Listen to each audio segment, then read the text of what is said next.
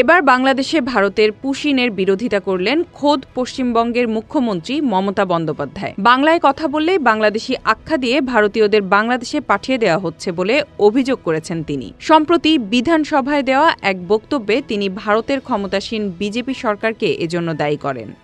মমতা বলেন, বাংলা ভাষায় কথা বললেই বাংলাদেশি বলা হচ্ছে, এভাবে ভারতীয়দের বাংলাদেশে পাঠাচ্ছেন। লজ্জা করে না আপনাদের? আধার কার্ড, প্যান কার্ড এবং অন্য পরিচয়পত্র থাকার পরেও শুধুমাত্র বাংলা ভাষায় কথা বলার কারণে মহারাষ্ট্রে বিজেপি সরকার এই কাজ করছে। আমি তাদের ধিক্কার জানাই।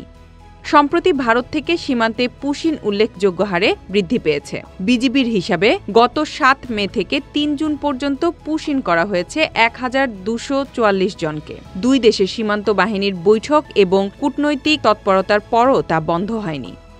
আনন্দবাজারের প্রতিবেদনে বলা হয়, মহারাষ্ট্রে কাজ করতে যাওয়া ৩ শ্রমিককে সম্প্রতি বাংলাদেশি সন্দেহে আটক করে মুম্বাই পুলিশ। পরে তাদের পশ্চিমবঙ্গের সীমান্ত দিয়ে বাংলাদেশে পুশিন করা হয়। বিষয়টি পশ্চিমবঙ্গের পরিযায়ী শ্রমিক উন্নয়ন পর্ষদের নজরে আসে। পরে রাজ্য প্রশাসনের সহযোগিতায় তারা ভারতীয় প্রমাণিত হলে ফ্ল্যাগ মিটিংয়ের মাধ্যমে তাদের ভারতে ফেরত পাঠানো হয়। Z news, Dhaka.